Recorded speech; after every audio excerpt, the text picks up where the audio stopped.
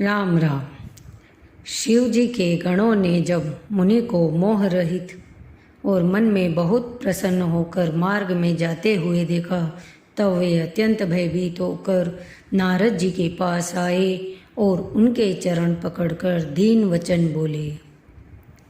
हे मुनिराज, हम ब्राह्मण नहीं हैं, शिव जी के गण हैं। हमने बड़ा अपराध किया जिसका फल हमने पा लिया।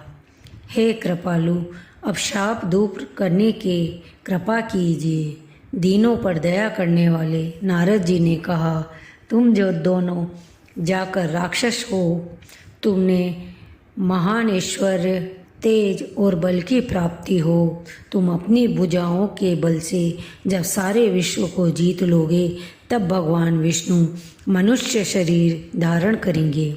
युद्ध में श्री हरि के हाथों से तुम्हारी मृत्यु होगी, जिससे तुम मुक्त हो जाओगे, फिर संसार में जन्म नहीं लोगे। वे दोनों मुनि के चरणों में सिर नवाकर चले और समय पाकर राक्षस हुए। देवताओं को प्रसन्न करने वाले, सज्जनों को सुख देने वाले और पृथ्वी का भार हरण करने वाले भगवान ने एक कल्प में इसी कारण मनुष्य का अवतार लिया था। श्री हरि अनंत है और उनकी कथा भी अनंत है। शिव जी कहते हैं, हे पार्वती, मैंने यह बतलाने के लिए इस प्रसंग को कहा कि ज्ञानी मुनि भी भगवान की माया से मोहित हो जाते हैं।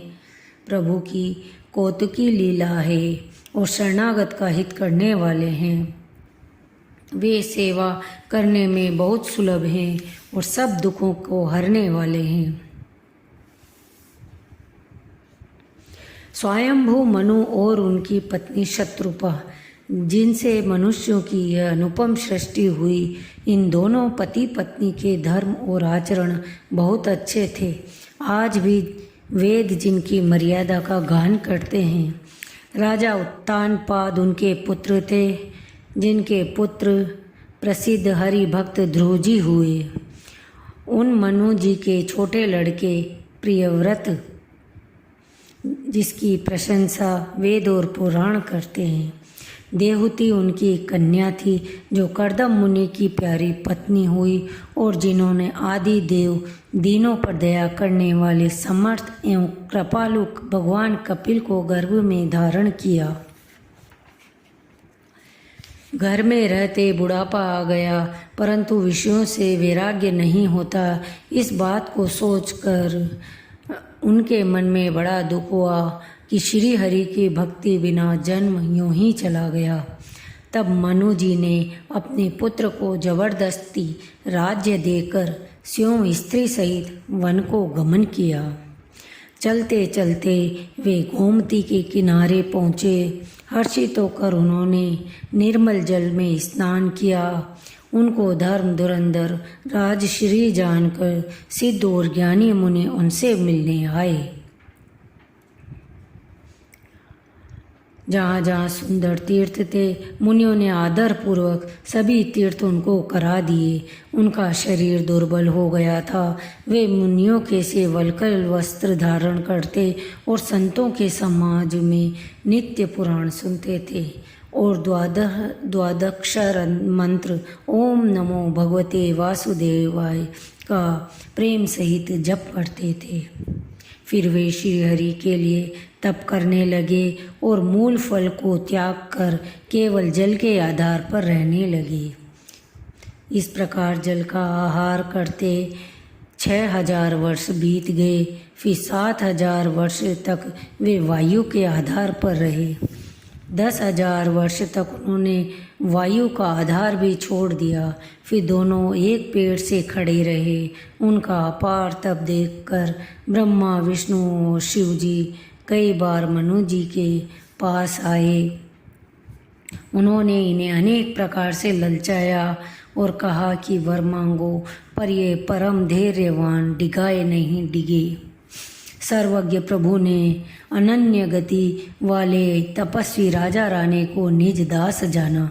तब परम गंभीर और कृपा रूपी अमृत से सनी हुई यह आकाशवाणी हुई कि वर मांगो।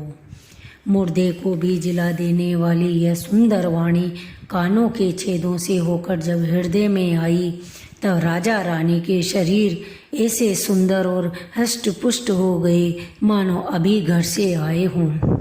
हे अनाथों का कल्याण करने वाले, यदि हम लोगों पर आप स्नेह करते हैं तो प्रसन्न होकर यह वर दीजिए कि आपका जो स्वरूप शिवजी के मन में बसता है और जिसकी प्राप्ति के लिए मुनि लोग यत्न करते हैं, हे शरणागत के दुख मिटाने वाले प्रभु, ऐसी कृपा कीजिए कि हम उसी रूप को नेत्र भरकर देखें। राजा रानी के कोमल विनय युक्त और प्रेम रस से पगे हुए वचन भगवान को बहुत प्रिय लगे। भक्तवत्सल कृपा निदान संपूर्ण विश्व के निवास स्थान सर्व समर्थ भगवान प्रकट हो गए।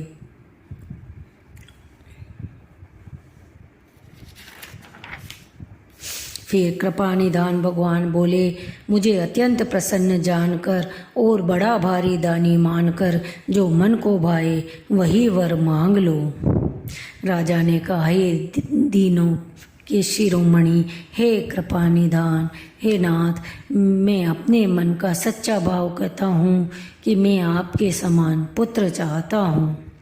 राजा की प्रीति देखकर और उनके अमूल्य वचन सुनकर करुणा निधान भगवान बोले, ऐसा ही हो। हे राजन, मैं अपने समान दूसरा कहाँ जाकर खोजूं, अतः स्वयं ही आकर तुम्हारा पुत्र बनूंगा। शत्रुपा जी को हाथ जोड़े देखकर भगवान ने कहा, हे देवी, तुम्हारी जो इच्छा हो सो वर मांग लो। शत्रुपा ने कहा, हे नाथ, चतुर राजा ने जो वर मांगा है, हे कृपालु, वह मुझे बहुत ही प्रिय लगा। रानी की कोमल गूढ़ और मनोहर श्रेष्ठ वाक्य रचना सुनकर कृपा के समुद्र भगवान कोमल वचन बोले, तुम्हारे मन में जो कुछ इच्छा है वह सब मैंने तुमको दिया, इसमें कोई संदेह न समझना। तब मनु ने भगवान के चरणों की वंदना करके फिर कहा, हे प्रभु, मेरी एक विनती और है। आपके चरणों में मेरी वैसी ही प्रीति हो जैसी पुत्र के लिए पिता की होती है। जैसे मणि के बिना सांप और जल के बिना मछली नहीं रह सकती, वैसे ही मेरा जीवन आपके अधीन रहे, आपके बिना न रह सके। ऐसा वर मांगकर राजा भगवान के चरण पकड़ते हैं। तब दया के निधान भगवान ने कहा, ऐसा ही हो। अब तुम मेरी आज्ञा मानकर देवराज इंद्र की राजधानी अमरावती में जाकर वास करो। हे तात, वहाँ स्वर्ग के बहुत से भोग भोग कर कुछ काल बीत जाने पर तुम अवध के राजा होंगे, तब मैं तुम्हारा पुत्र होऊंगा। या बोलिए श्री रामचंद्र भगवान की जय, पवन सुत हनुमान की जय, उमापति महादेव की जय। इसके आगे की कथा अगले अंक में। कृपया मेरा चैनल सब्सक्राइब करें। धन्यवाद।